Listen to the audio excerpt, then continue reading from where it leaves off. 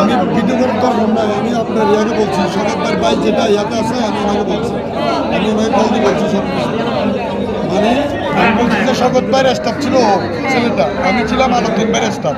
আমি শুধু এতটুকু বলছি, এতটুকু বলাতে যে শকত ভাই আসামি হয়ে যাবে এমন তো কোনো কথা না। তার মানে আপনি উল্লেখ করেন না এটা, ওরা আপনাকে মারছে ইচ্ছা মতো। এটা ইচ্ছা করে পুলিশ বারবার শকত ভাই ছবি দেখায় আমাকে বলছে ওর নাম বলো, ওর নাম বলো। মানে পুলিশের সাথে নাকি শকত ভাইয়ের সাথে আগে অনেক সমস্যা ছিল, আগে সমস্যা ছিল বলছে না?